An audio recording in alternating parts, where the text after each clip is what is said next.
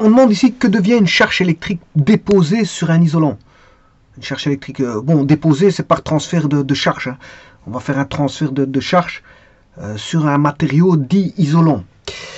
Alors, un matériau est isolant s'il est, voilà, s'il ne conduit pas l'électricité, mais jusqu'à un certain niveau, parce que à un moment donné, on sait faire conduire l'isolant, mais ça peut créer des dégâts sur cet isolant. Il faut dépasser un certain stade, voilà, pour le faire conduire, mais qui va peut-être créer des dégâts sur le matériau isolant. Alors, un isolant parfait, ça n'existe pas. Bon, c'est pour ça que je vous dis qu'on sait toujours faire conduire un isolant, malgré qu'il est... Alors, les isolants, on les classe par un isolant moyen, un bon isolant, et un bon, plus ou moins mauvais isolant. Alors, un très mauvais isolant, c'est un conducteur. Hein. Voilà. Donc, on peut les classer sur mauvais isolant, moyen et bon, sans aller trop loin dans très mauvais, parce que dans très mauvais, on a les conducteurs. Alors un conducteur, on peut aussi les classer par bon conducteur, moyen conducteur et mauvais conducteur, bien qu'il...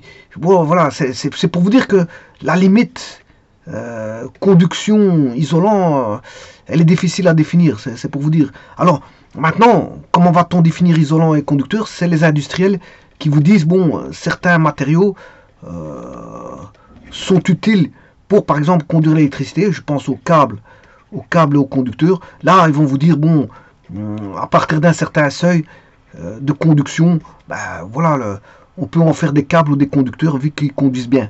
Alors, on mettra des conducteurs qui coûtent pas trop cher. Il faut regarder aussi le coût, parce que je vous rappelle que pour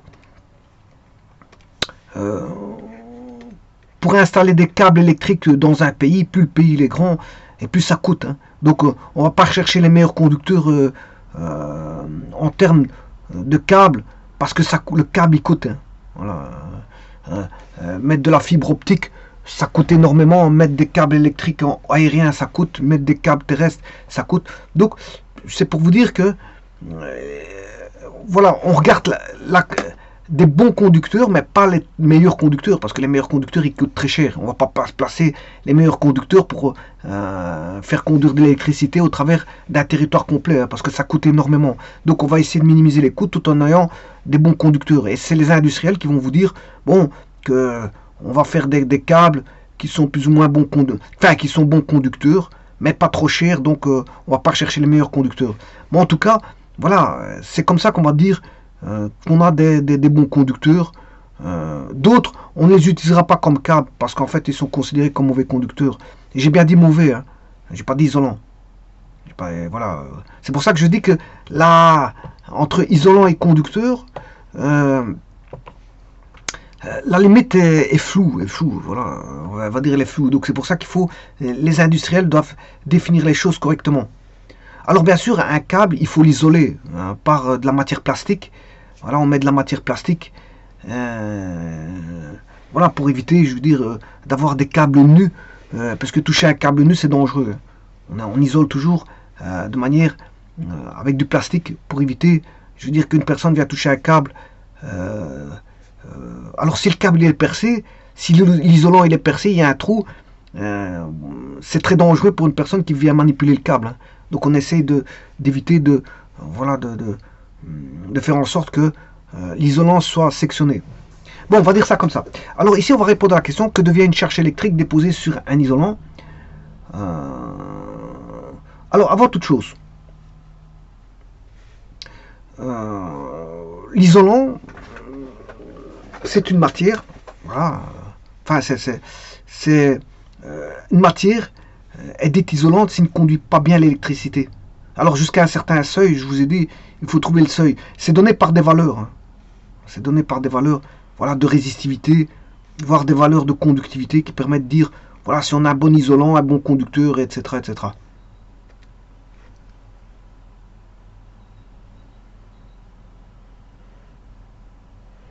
Alors si vous prenez un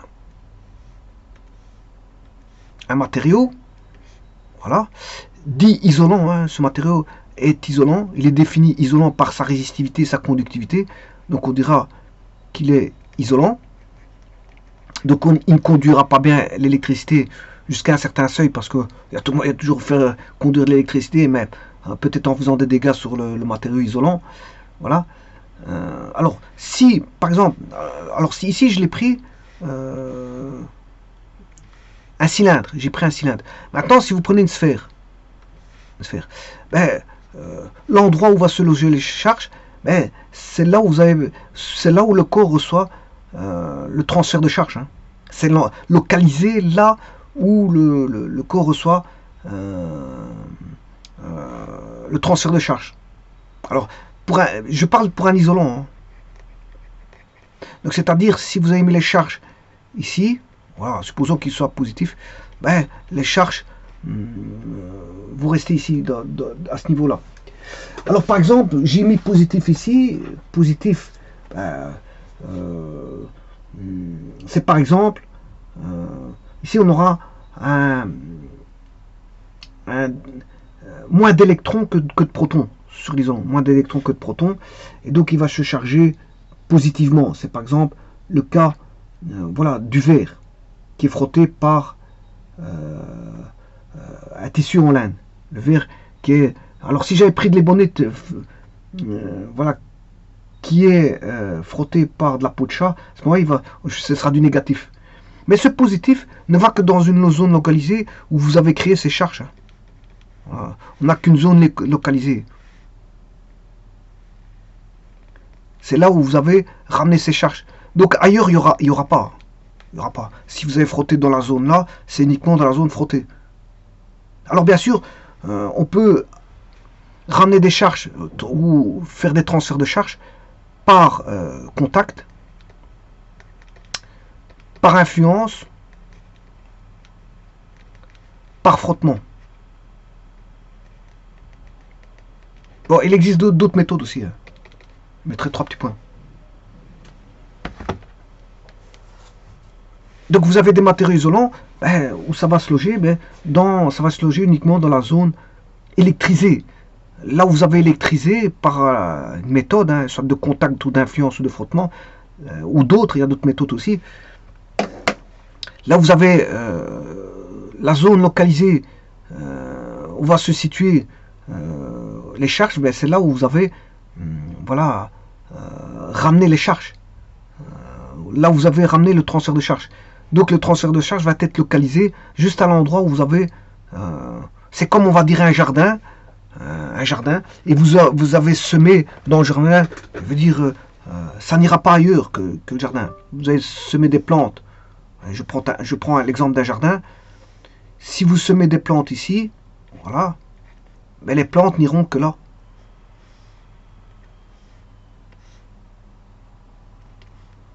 Donc il n'y aura pas une colonisation d'autres plantes. Voilà. Par contre, un conducteur, si vous, voilà, vous avez un phénomène voilà, de colonisation qui va se faire, vous plantez ici, et en fait ça va aller beaucoup plus loin. Ça va aller partout. Ça va aller partout. Voilà. Donc c'est un petit peu une espèce d'analogie que je peux faire pour montrer que c'est localisé. La colonisation, c'est pas localisé. Hein. Tant qu'elle trouve du territoire localisé, elle va coloniser. Je parle des plantes, certaines plantes, par exemple les herbes, vont coloniser des terres. Voilà, ça ne sert pas à colonisation, ça va prendre tant qu'il y a de la terre, la nature a horreur du vide, tant qu'il y a de la terre, l'herbe va venir coloniser au fur et à mesure ces terres-là. Voilà. Par contre, si vous plantez des carottes, vous n'avez pas des carottes à 3 mètres de là où vous avez mis vos carottes. Il n'y a pas un phénomène de colonisation avec les carottes. Ici, c'est la même chose. Donc, les carottes seront localisées là où vous avez planté vos carottes. Mais ici, la zone sera localisée là où vous avez ramené le transfert de charge et pas ailleurs. Pas ailleurs. Donc, si vous faites par frottement, là où vous avez frotté, vous aurez des charges. Là où vous n'avez pas frotté, vous n'aurez pas de charge. C'est aussi simple que ça. Donc, ça va se loger seulement dans la région dite électrisée. Si vous l'avez fait par frottement, c'est une électrisation par frottement. Si vous avez ramené des charges par influence, vous avez une électrisation par influence. Si maintenant vous avez ramené par contact, vous aurez une électrisation par contact. Alors, l'électrisation peut ramener soit des charges plus et moins. Si c'est du verre, par exemple, ici j'ai pris le cas du verre, c'est des charges plus. Par frottement, on va avec, comme je vous ai dit, tissu de laine. Si vous frottez avec du tissu en laine, sur du verre. Alors, le tissu de laine, lui, c'est déjà un isolant en soi. Le verre étant un isolant, ben, ça, voilà, là où vous allez frotter, ben, on va voir des électrons. Le tissu en laine en verre capte les électrons du verre, donc c'est-à-dire que le verre va faire un transfert de charge des électrons, donc il va avoir un déficit d'électrons par rapport aux protons du verre, parce qu'il donne ces électrons, il les donne à la laine en verre, donc il perd ses électrons le verre, donc il y a plus de protons que d'électrons, donc il se charge positivement. Contrairement, si vous prenez de l'ébonite, voilà, on va faire un bâton d'ébonite, on va prendre un bâton d'ébonite, voilà. Là vous le frottez non plus avec de la laine de verre, enfin avec du tissu en laine, mais la peau de chat. Peau de chat qui est aussi un isolant.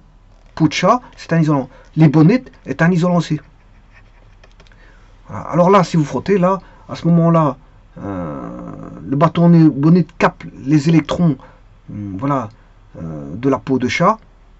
Donc c'est les électrons qui vont faire un phénomène inverse. Donc il y aura plus d'électrons que de protons. Là où vous allez frotter, vous allez avoir du moins. Parce que l'ébonite aura plus d'électrons puisqu'il en reçoit de la peau de chat. Voilà, et si vous allez frotter dans cette zone-là, vous allez avoir des charges négatives dans la zone où vous avez frotté. C'est la zone où vous avez frotté. Donc c'est, on va dire, c'est localisé là où la zone où vous avez ramené le transfert de charge, soit par contact, soit si vous avez fait une électrisation par contact, soit une électrisation par influence, ou une électrisation par frottement. Mais ici, moi, je fais une électrisation par frottement. Et donc, vous allez ramener des charges localisées au niveau des isolants. Alors, je rappelle que la peau de chat est isolant, l'ébonite est isolant, le verre est isolant, et la peau de chat est isolant. Les tissus de laine, en laine, est isolant. Les vêtements sont isolants en général. Voilà. Alors, maintenant, je peux décrire quelques isolants, parce que bon, vous en avez probablement, sûrement, c'est pas probablement, vous en avez sûrement chez vous. Alors, si vous avez des caisses en plastique, ben, c'est isolant. Voilà, donc le plastique, alors le plastique, il faut entendre tous les plastiques, hein, qu'ils soient durs, mous ou ultra mous, voilà, les plastiques. Alors, dur, mou, ultra mou, voilà, tout ça c'est isolant. Donc vous prenez un sac poubelle plastique, mais c'est un isolant. Si vous prenez un plastique dur, voilà, par exemple une pièce de votre ordinateur constituée en plastique, mais le plastique de votre ordinateur est isolant. Le verre, si vous avez du verre à la maison, ben, le verre, tout ce qui est verre, tasse, etc., carreaux, etc., est isolant. Alors les verres, qu'ils soient plats, qu'ils soient de n'importe quelle forme, hein, les verres, les poteries, voilà, la porcelaine, verre, porcelaine, etc., c'est isolant. Alors le verre, qu'il soit coloré ou pas, c'est des isolants aussi. Alors on a tout ce qui est tissu, la laine, la soie, et ainsi de suite. Tout ça, ce sont encore des isolants. Dans le corps, ben, on peut retrouver les cheveux, ce sont des isolants. D'ailleurs, frottez une latte en plastique sur vos cheveux, vous allez avoir la latte qui va se charger, justement, va s'électriser. Vous avez le bois. Chez vous, vous avez sûrement des meubles en bois. Voilà, le bois sec, hein, parce que si vous mettez du bois humide, bon, l'humidité concourt à avoir, voilà, passage d'électricité. L'air environnant, c'est un isolant. Et heureusement, jusqu'à un certain niveau. Hein. Voilà, il existe des tensions, on peut rendre conducteur, des immenses tensions, on peut rendre conducteur l'air. par ionisation, on va dire, là à ce moment on obtient des ionisations de l'air et donc une conduction. Mais là c'est des cas, il faut arriver à des cas de force majeure, c'est-à-dire il faut lui appliquer des tensions énormes.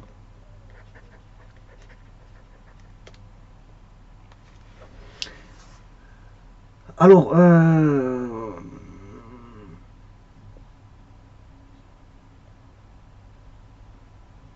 donc dans tous ces corps que je viens d'indiquer, ils ne conduisent pas le courant, c'est ce que ça veut dire. Hein.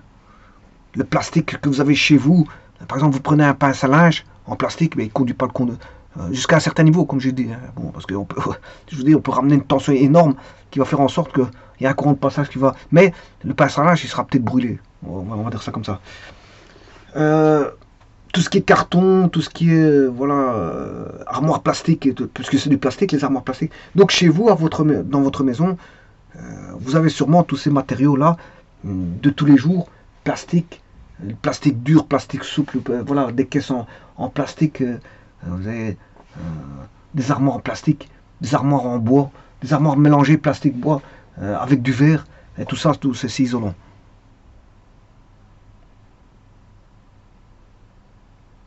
Et il existe d'innombrables isolants, voilà, jusqu'à un certain point. Alors, dans les corps dits isolants, c'est-à-dire, qu'est-ce qu'on appelle un corps? On peut le nommer autrement, un isolant. Hein. On dit que c'est un très mauvais conducteur ou un non-conducteur. Mais bon, je vous dis, il y a un seuil de conduction. Hein. Bon, voilà.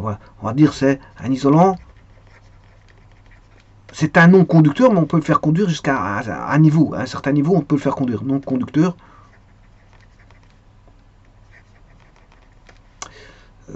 Ou très mauvais conducteur. Hein. Parce que je dis, la limite, elle est difficile à définir. Les industriels peuvent le faire parce que par rapport à leur utilité, de savoir qu'est-ce qu'un conducteur, d'un très mauvais conducteur dont il n'aurait aucun usage. Donc c'est comme un petit peu les fréquences. On définit des zones. Et bon, pourquoi ces zones-là c'est les industriels qui définissent ça par rapport à leur utilité, leur emploi, de définir ces choses-là. Donc très mauvais conducteur, c'est un isolant. On peut dire qu'il est isolant. Voilà. Et le conducteur parfait, je vous dis, il n'existe pas. Voilà. On peut dire aussi un diélectrique. Hein. Alors si vous prenez par exemple un condensateur, voilà, là il y a un isolant entre les deux armatures. Là vous avez une armature ici et une seconde armature là. Voilà. Et entre les deux on met un isolant, ce qu'on appelle un diélectrique. Voilà. Mais bien sûr, l'isolant ne fait pas conduire. Alors l'espace ici il est très petit. Hein. On a un espace très petit, voilà, que je vais appeler E, entre les deux armatures. Mais il y a moyen de le faire conduire, et s'il conduit, c'est fini. S'il y a un courant de passage, c'est fini. Hein. Ça veut dire que l'isolant, il est percé. Mais il y a moyen de le faire avec une tension de claquage. On lui met une tension énorme, au-delà de sa tension limite. Voilà. Et voilà, là, il va être percé, et il y aura une conduction. Il y aura une conduction. Il n'y aura plus accumulation. En tout cas, il n'y aura plus accumulation de charge. Il ne va plus jouer le rôle d'accumulateur de charge, du fait que l'isolant est percé. Donc c'est pour ça que je vous dis que le diélectrique, là, il ne faut pas dépasser de tension de claquage.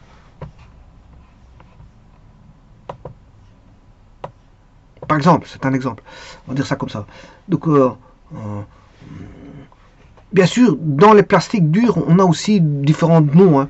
Il existe, on a le PVC, la bakélite, l'ébonite, et ainsi de suite. Bon, les plastiques, c'est tout un bouquin.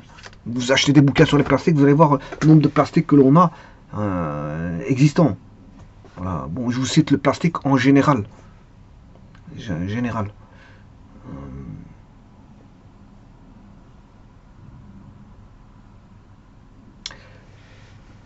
Alors pourquoi ils sont, on va dire, isolants? Mais justement parce que ils ont une mobilité, les charges possèdent une mobilité très limitée. Hein. Si vous avez mis les charges à un endroit, ils vont se localiser qu'à cet endroit-là. Ils ne vont pas bouger pour aller ailleurs. Hein. Voilà. Si vous avez électrisé le bâton ici, un bâton de verre, voilà, par de la laine, on va dire vous avez frotté, vous allez faire une électrisation par frottement avec un tissu de laine. Voilà, là vous allez avoir tout du plus dans la zone où vous avez frotté. Donc ces plus-là ne vont pas se bouger pour aller ailleurs. Ils vont rester là où vous avez frotté. Donc ça veut dire que pourquoi? Parce qu'ils vont, ils n'ont pas de mobilité nécessaire, ils n'ont pas de mobilité suffisante pour pouvoir, voilà, envoyer leur charge ailleurs. Voilà, ils vont rester prisonniers là dans la zone où ça a été frotté. Donc on a une mobilité des charges qui est, on va dire, très limitée. Très limitée. Alors je rappelle aussi que à isolant s'opposent les conducteurs, mais il n'y a pas que ça en fait. Hein. Il n'y a pas que les conducteurs. Déjà ici, c'est par zone. Hein. Bon isolant, moyen, mauvais, bon conducteur, mauvais, moyen. J'ai pas dit très mauvais qui tomberaient dans l'espace des isolants, voilà. Mais on a aussi les supraconducteurs plasma qui permettent d'obtenir des champs magnétiques très élevés, voilà. Le plasma, on a du plasma qui est travaillé à très haute température pour obtenir, voilà, la supraconductivité, donc des supraconducteurs et faire, voilà, de l'électronique grâce aux supraconducteurs. Alors, bien sûr, on a aussi ce qu'on appelle, voilà, des semi-conducteurs. Semi-conducteurs, étudiés en électronique, bon, là, on joue avec la zone 4 du tableau de Mendeleïev, là où on a 4 électrons de valence. Alors, 4 électrons, quand on a 2 électrons, c'est plus facile d'en donner 2 que d'en recevoir 6 pour faire la règle de l'octet. Maintenant, s'il a 6 électrons, c'est plus facile d'en recevoir 2 que d'en donner 6. Voilà. Mais quand il y a 4 électrons, en donner 4 ou en recevoir 4, bon, c'est la même chose. Donc c'est pour ça qu'ils sont étudiés la zone 4, telle que le silicium, est utilisé en tant que semi-conducteur. Voilà. Donc on a aussi ce qu'on appelle, bon, les isolants, les conducteurs. Je pourrais rajouter à ça les semi-conducteurs et les supraconducteurs. Alors, bien sûr, les semi-conducteurs qui conduisent quand certaines conditions. Ils conduisent que dans certaines conditions, les semi-conducteurs. Et il existe aussi les supraconducteurs. Supraconducteurs plasma. Pour obtenir des champs magnétiques élevés. On va dire ça comme ça. Alors, donc comme je l'ai dit, les charges sur l'isolant n'ont pas suffisamment de mobilité pour pouvoir voilà, remettre les charges ailleurs. Donc elles sont piégées, localisées, emprisonnées dans une zone, là où la zone où vous avez effectué soit un frottement ou une influence ou un contact sur cette zone-là. C'est localisé dans une zone. Alors on pourrait les faire déplacer. Hein. Mais à ce moment-là, comme je l'ai dit, il faut une condition de déplacement. Il faut une condition. On pourrait les faire bouger, comme j'ai dit, mais à ce moment-là, il faut une condition de déplacement.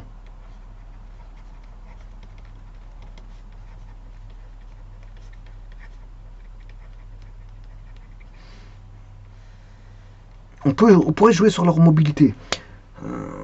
Alors, à ce moment-là, bien sûr, pour les isolants, ils ne se déplacent que lorsque leur répulsion mutuelle est suffisante ou suffisamment grande pour vaincre la force qui les lie aux atomes. Voilà, donc c'est les dépiéger, décontraindre, avoir un très fort lien avec leurs atomes. Je parle des charges. Hein. Donc pour les faire déplacer, il faut une répulsion multitude. Il faut qu'une répulsion suffisamment grande pour vaincre la force qui lie aux atomes. Donc il faut, voilà, les dépiéger, il faut avoir une force de répulsion suffisamment grande par rapport à ce qui les lie aux atomes. Et là, à ce moment-là, voilà, on pourra avoir une certaine mobilité.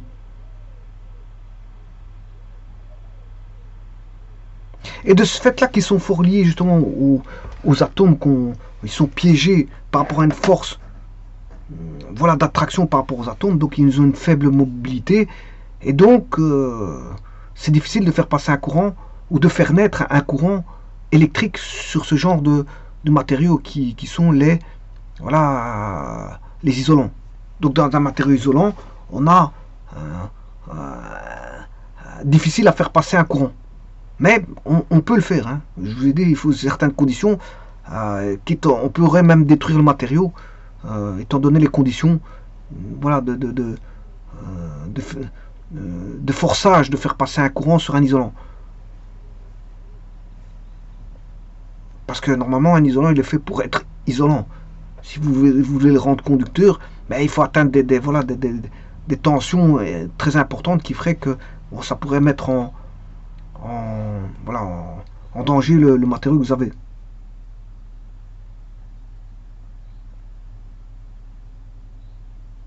Donc c'est difficile de faire passer un courant sur un isolant. Il y a un conducteur, justement, le courant il passe convenablement dans le conducteur. Dans un fil conducteur, en électricité, on utilise des fils conducteurs pour faire justement faire passer le courant électrique. Donc un conducteur électrique, le courant passe.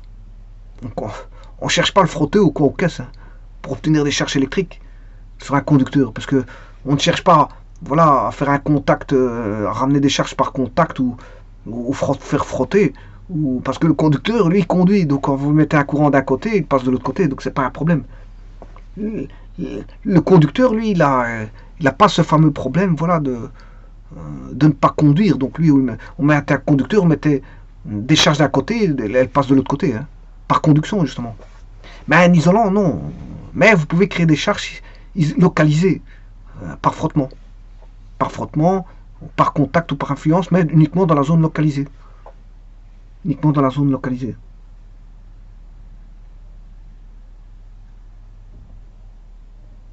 Et donc si je devais répondre à la question, ici, que devient une charge électrique déposée sur un isolant? Voilà, on dira que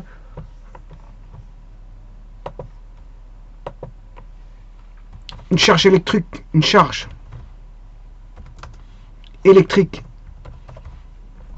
plus Q ou moins Q, vous pouvez charger positivement ou négativement, peu importe. Voilà, c'est plus Q ou moins Q. Charge positive ou une charge négative. Reste localisé, donc à l'endroit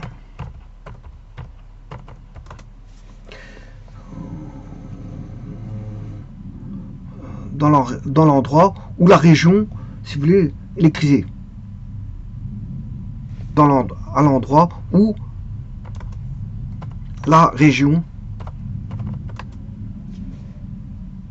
électrisée.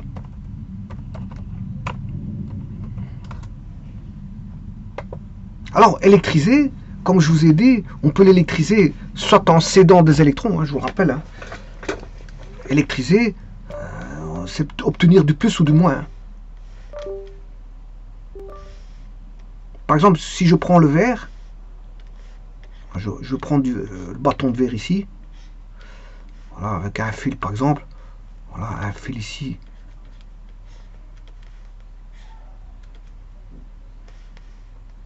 Ici, je considère que j'ai du verre qui est un isolant. Et là, j'ai de l'ébonite qui est un plastique, qui est aussi un isolant. Alors, vous allez ici frotter avec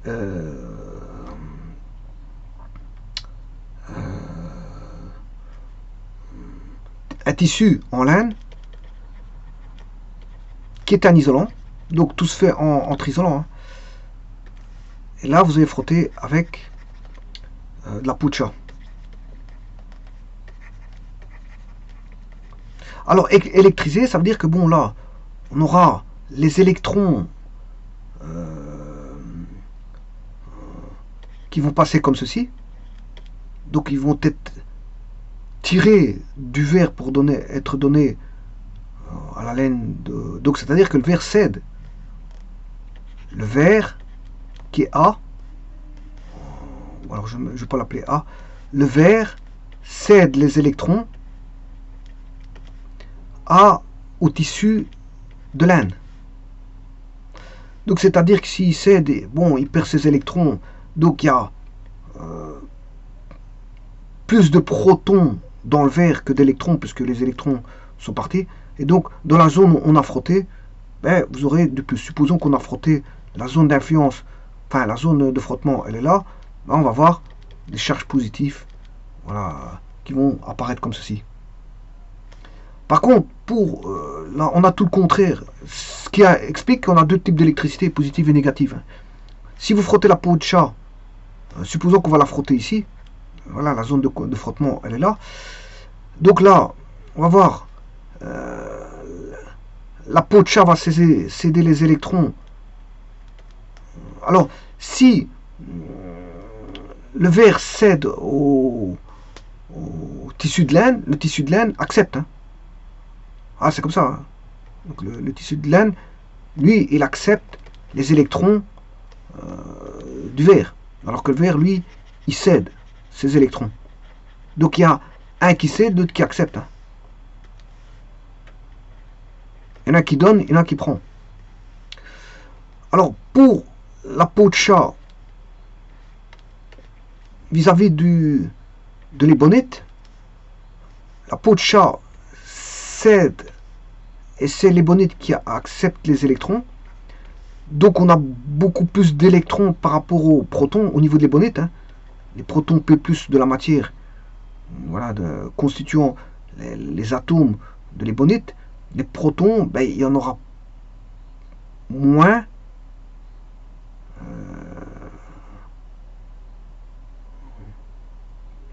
Il y aura moins de protons et donc plus d'électrons. Et donc, là, si on a frotté dans cette zone-là, alors supposons qu'on a frotté ici, ben, on va avoir des charges négatives ici. Ce qui dénote qu'on a bien deux types d'électricité, positive et négative. Positive et négative. Et c'est que ces deux types de charges qui existent.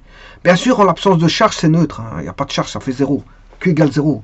Donc, Q peut être positif. Voilà, ici, on a Q positif, charge positive.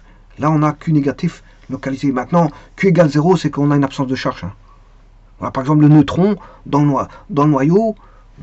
Alors, je rappelle que proton et neutron qui se trouvent dans le noyau, voilà, le noyau, c'est neutre. Les protons sont positifs. Voilà, ça s'appelle des nucléons, puisqu'ils se trouvent dans le noyau. Bien sûr, ça c'est dans le noyau se logent les nucléons, protons, neutrons.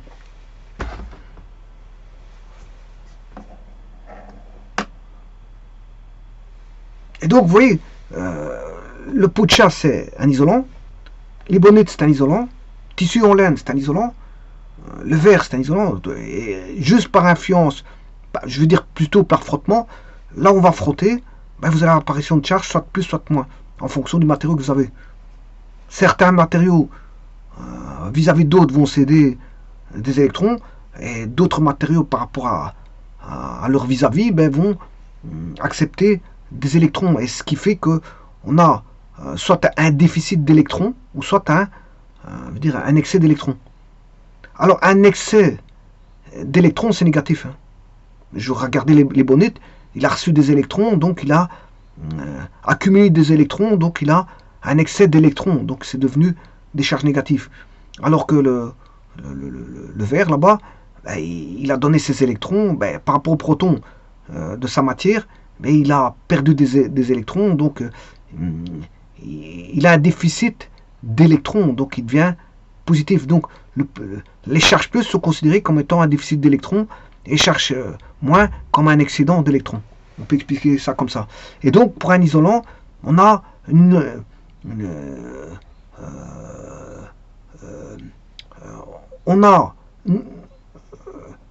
les charges électriques qui restent localisées uniquement là où, à l'endroit où vous avez électrisé la région.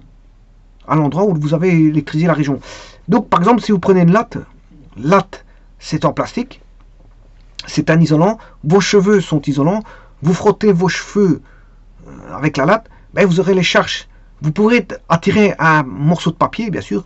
Voilà, vous prenez un morceau de papier, pas trop pesant, bien sûr, parce que bon, il y a les systèmes de, voilà, de force. Si vous attirez avec une force qui n'est pas suffisante pour attirer le papier ne va pas être attiré par la latte électrisée. Hein. Voilà, il faut quand même que le papier ne soit pas trop lourd non plus. Voilà, donc vous frottez la latte sur vos cheveux et vous mettez sur un morceau de papier, bien sûr à plat, et le papier va se soulever. Parce qu'il y a une force d'attraction électrostatique. Maintenant, vous n'aurez pas cette force électrostatique là où vous n'avez pas frotté vos cheveux. C'est-à-dire si vous prenez la latte de l'autre côté et que vous mettez un autre morceau de papier, parce que bon, faut faire attention aussi au morceau de papier s'il n'a pas accumulé des charges. Voilà, vous mettez un autre morceau de papier qui n'a pas été touché par la latte électrisée. Vous essayez de prendre la feuille de papier, la région de la latte qui n'a pas été frottée par vos cheveux ne prendra pas un autre morceau de papier qui est neutre. Donc c'est bien la preuve que, par expérience, que les charges vont se mettre là où vous frottez, c'est-à-dire dans la surface de la latte, là où vous avez frotté vos cheveux. Là où vous n'avez pas frotté vos cheveux avec la latte, donc l'autre partie de latte, voilà, la seconde partie de la latte, vous n'aurez pas de charge. Donc, dans un isolant, que devient une charge électrique déposée sur un isolant? Une charge électrique reste localisée là où la région a été électrisée. Uniquement là où la région est électrisée, et pas ailleurs. Je vous remercie.